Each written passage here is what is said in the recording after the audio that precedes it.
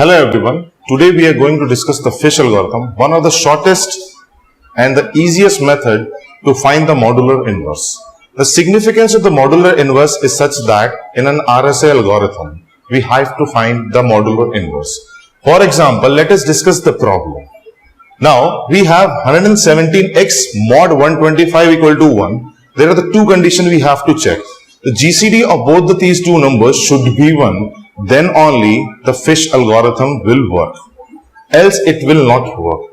Or in some other book, like the Trojan book or the computer network books, you can find, or the Williams-Stillings, you can find that the book representation of the GCD is written in this form. 117x is equal to 1 mod 125. And in other Indian author, you can find out 117x mod 125 equal to 1. In the same problem, it looks like we have to find some number that when we multiply with 117, take a mod over 125, the answer should be 1. The important point is this mod value. What did this mod value reflect is, we only get the positive value. So, whenever this modulus function is being used, you should be aware that the answer is a positive integer value. Okay. Now, how does this algorithm works? Let us divide this thing in a new table.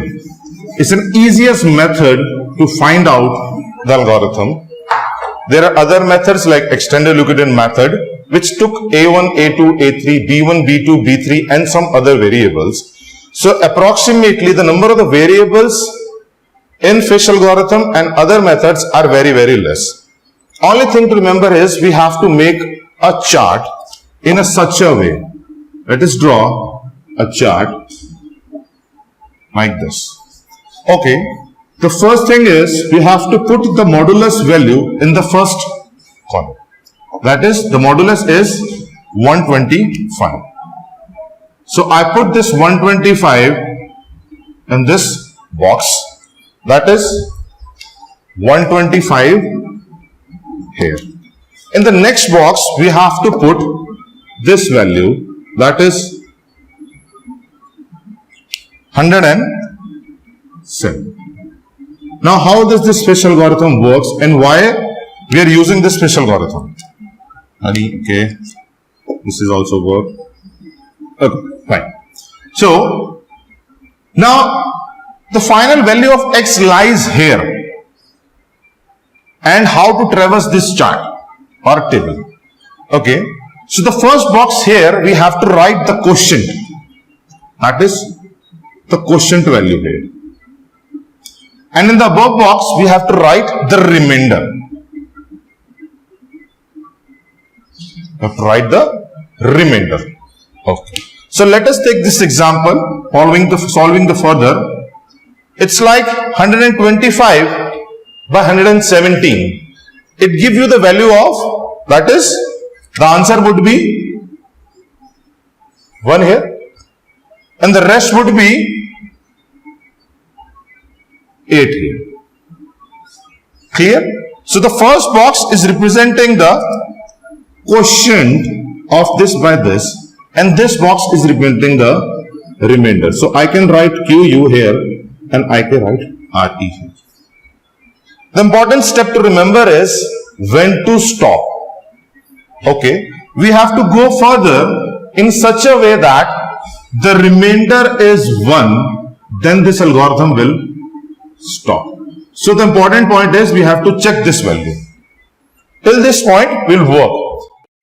Okay, so till this point we have find out when we divide, the quotient is 1 and the remainder is the 8 part. The next part is when we have to go with the 117 by the 8. So the quotient will come as the 14 part and the remainder would be 5.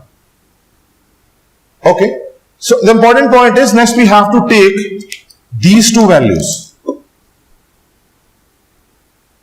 We have to leave this value because this has already given an output of 1 and 8.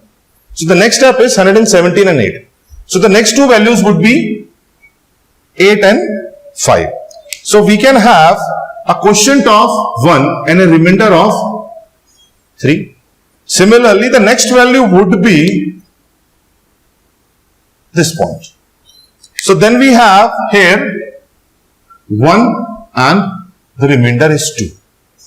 We are almost about to reach at the end point. You can see the last value would be 1 here, 1 here. So the remainder has been 1 at this particular point. So I can say I don't have to go further. So my stoppage point is here. Now after this making table, what we have concluded right now, we have just make a chart, question remainder, question remainder, question remainder. Why I am basically focusing on the remainder. If you see in this question, the modulus operator only give you, it's a kind of a remainder. And we have already known that the remainder is 1 and we have to find such nx. So this gives a resemblance how this algorithm works. Now the major important point of this algorithm is how do you compute the exact value of x. Here is the magic rule. When you get the remainder 1, you put a cross below that. Remember the cross below the remainder 1 column.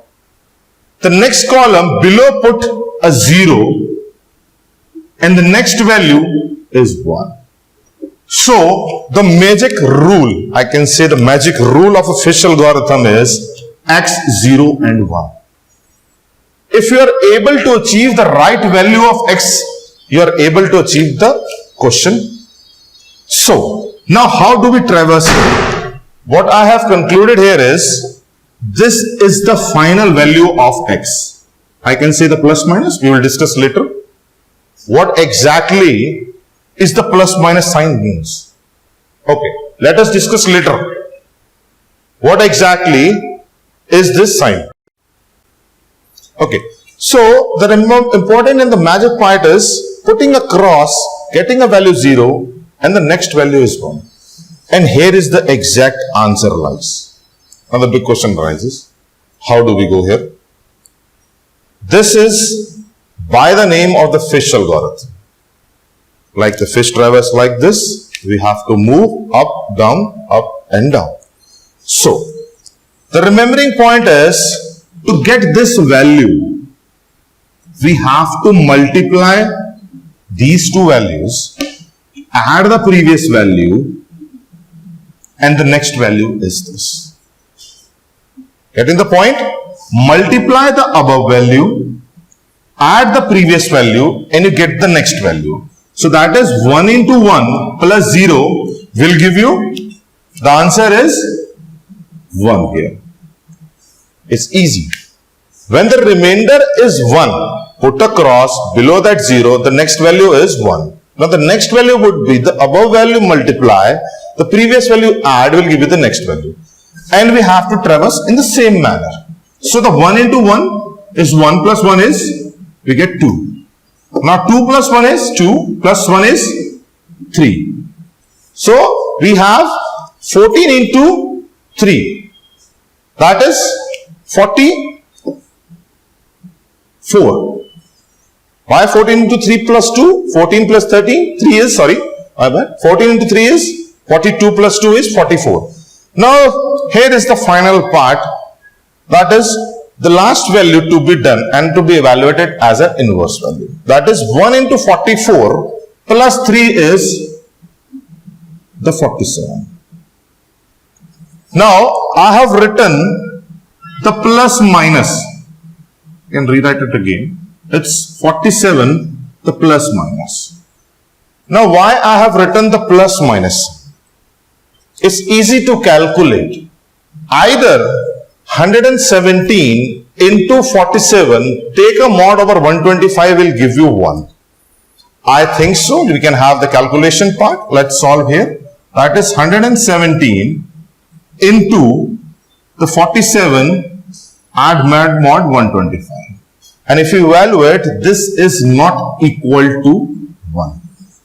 So the problem goes, we are still not able to find the x because according to the equation, that is 117 into x with a mod of 125 should give you 1. So the answer lies here, that is 125 minus 47.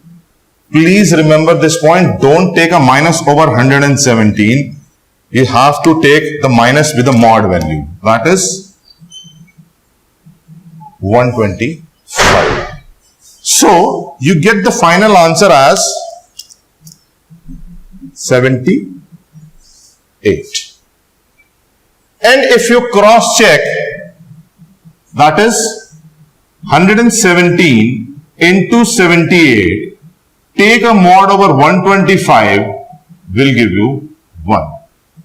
So your final solution, I can say x is 78. So in today's lecture, what we have been seen that the easiest, the smallest method to find the inverse of any two positive integers numbers, that is using the Fish algorithm. The only important point is we have to take care when to stop. The stoppage point is the remainder should be 1. Then the important magic part is x is below the remainder 1, put 0 below that, next would be the 1. And after that value would be the above value multiply and the previous value add. And at the last in the final stage, please put the plus and minus sign. Because we have seen that our answer can be the plus value or answer can be the negative value. Thank you.